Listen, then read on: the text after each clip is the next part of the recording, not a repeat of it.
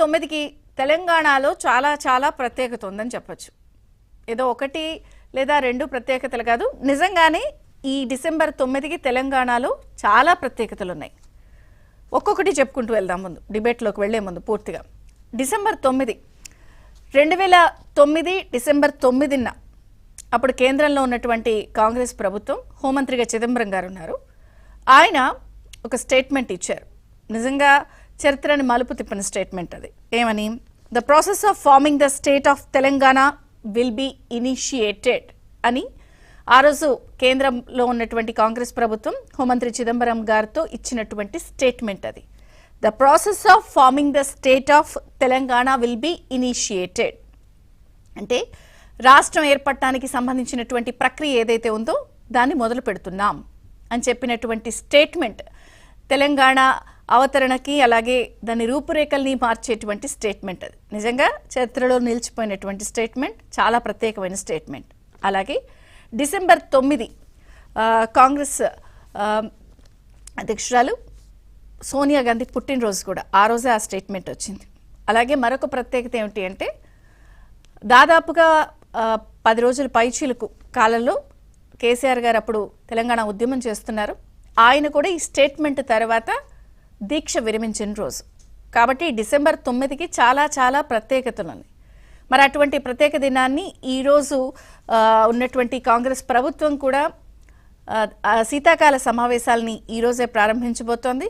అలాగే ఇదే కాకుండా తెలంగాణ తల్లి విగ్రహాన్ని కూడా ఈరోజు ఆవిష్కరించబోతోంది. సాయంత్రం 6:05 సచివాలయంలో 1,00,000 మంది మహిళల సమక్షంలో ప్రత్యేకంగా ఈ కార్యక్రమాన్ని ఏర్పాటు చేసి తెలంగాణ తల్లి కొత్త రూపురేఖలు, కొత్త నమూనాతో ఏదైతే విడుదల చేశారో చిత్రాన్ని, దాన్ని ప్రత్యేకంగా సచివాలయం ముందు ఒక ఫౌంటైన్ అది ఏర్పాటు చేసి సాయంత్రం 6:05 సచివాలయంలో మహిళల సమక్షంలో దాన్ని ఆవిష్కరించబోతున్నారు. అలాగే నేటి నుంచి కూడా ప్రజాపాలనకి సంబంధించిన విజయోత్సవ కార్యక్రమాలు ఏదైతే జరుగుతున్నాయో అవి కూడా ముగింపు ఉంటుంది. దాని తర్వాత ముఖ్యమంత్రి రేవంత్ రెడ్డి గారు బహిరంగ సభలో ప్రసంగిస్తారు. అయితే మరి ఈ శీతాకాల సమావేశాలు ఎలా ఉండబోతున్నాయి, ఎంత రసవత్తరంగా ఉన్నాయి? ఎందుకంటే కాంగ్రెస్ పార్టీ ఏడాది పాలన పూర్తి చేసుకున్న నేపథ్యంలో అధికార ప్రతిపక్షాలు పూర్తి స్థాయిలో అస్త్రశస్త్రాలన్నింటినీ కూడా సిద్ధం చేసుకుంది. అధికార పక్షం కాంగ్రెస్ కూడా ఈ ఏడాది పాలనకి సంబంధించి తాము సాధించినటువంటి అంశాలని గణాంకాలతో సహా చెప్పడానికి, అమలు చేసినటువంటి సంక్షేమం, పథకాలు, అభివృద్ధి, వీటితో పాటుగా ఇచ్చినటువంటి ఉద్యోగాల విషయంలో, అలాగే రైతు భరోసా పథకం విధి విధానాలకి సంబంధించి హైడ్రా, మూసీ ప్రక్షాళన అంశాలు కూడా ప్రస్తావనకు వచ్చే అవకాశం ఉంది. రుణమాఫీకి సంబంధించి చేసినటువంటి అంశం, ఇలా పూర్తి స్థాయిలో ఏడాది పాలనకి సంబంధించి తాము చేసినటువంటి అనేక అంశాలని గణాంకాలతో సహా ప్రజల ముందుంచే అవకాశం ఉంది. ఇదే కాకుండా ప్రతిపక్షం కూడా పూర్తి స్థాయిలో అస్త్రశస్త్రాలు సిద్ధం చేసుకుంది. లగచర్ల ఘటన కానీ, గురుకుల పాఠశాలలో ఫుడ్ పాయిజనింగ్కి సంబంధించి నమోదవుతున్న కేసుల వ్యవహారంలో కానీ, ప్రధానంగా ఈ విగ్రహ మార్పు విషయంలో కూడా మనం రగడ చూస్తున్నాము. బీఆర్ఎస్ పూర్తి స్థాయిలో దీన్ని తప్పుపడుతోంది. ఇది ఒక మూర్ఖత్వపు చర్య అంటూ కూడా కేసీఆర్ మాట్లాడిన సందర్భం. ఇలా మార్పులు చేసుకుంటూ పోతే ఎలా? ప్రభుత్వాలు చేయాల్సిన పనులు ఇవేనా? అసెంబ్లీ మండలిలో ప్రజా గొంతుకులు కావాలి. రైతు భరోసా, బోనస్, మాఫీ అంశాలపై కూడా ఇటు బీఆర్ఎస్ నిలదీసేందుకు కూడా, అధికార పక్షాన్ని ఇరుకుని పెట్టేందుకు కూడా ఈ అంశం ప్రధానంగా అంటున్నారు. అలాగే ఫిబ్రవరిలో కూడా కేసీఆర్ గారు బహిరంగ సభ పెట్టే అవకాశం ఉందని చెప్తున్నారు. అయితే ఈ విగ్రహ మార్పుకి సంబంధించి ఈరోజు జరుగుతున్నటువంటి ఆవిష్కరణ అంశం విషయంలో కూడా ఈ సమావేశాలలో కొంత ప్రతిపక్ష అధికార పక్షాన్ని ఇరుకుని పెట్టే అవకాశం ఉందని అంటున్నారు. ఇంకొక అంశం ఏమిటంటే అసలు కేసీఆర్ గారు ఇప్పటివరకు జరిగినటువంటి అసెంబ్లీ సమావేశాల్లో ఒక్కసారి కూడా హాజరు కాలేదు. ఒకసారి వచ్చారు కానీ ఆయన సభ పూర్తి అవ్వకుండానే వెళ్ళిపోయిన సందర్భం నేపథ్యంలో అసలు ఎందుకు రావటం లేదు అనేది ఒక చాలా సీరియస్గా చర్చ ఉంది.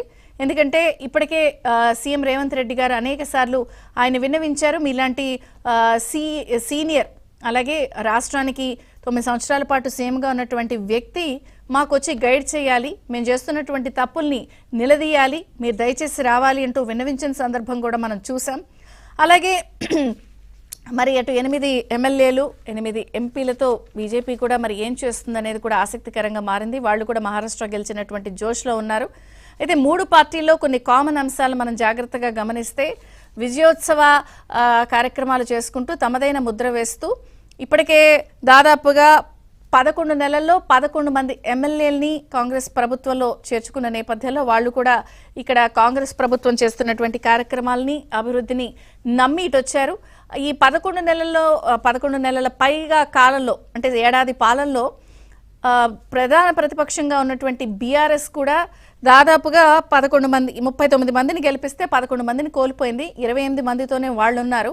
అండ్ మొన్న జరిగినటువంటి తాజాగా పార్లమెంట్ ఎలక్షన్స్లో కూడా వాళ్ళు సుమారుగా 17%కి సంబంధించిన ఓట్ బ్యాంక్ వచ్చింది. అంటే 20% ఓట్ బ్యాంక్ షేర్ని కూడా వాళ్ళు కోల్పోయిన నేపథ్యం మనం స్పష్టంగా చూసాం.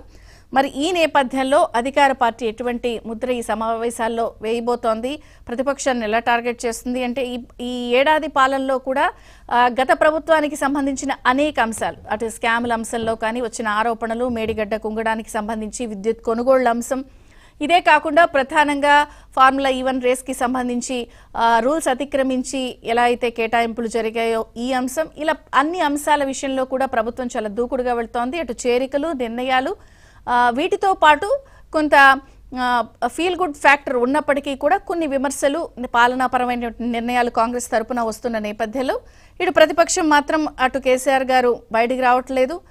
రెండు కాడెద్దుల్లాగా కేటీఆర్, హరీష్ రావు కూడా పార్టీని అటు అసెంబ్లీలోనూ ప్రజాక్షేత్రంలో కూడా బండిని లాగుతున్న పరిస్థితి. మరి ఈ నేపథ్యంలో అటు నాయకత్వ లోపం కూడా బీఆర్ఎస్లో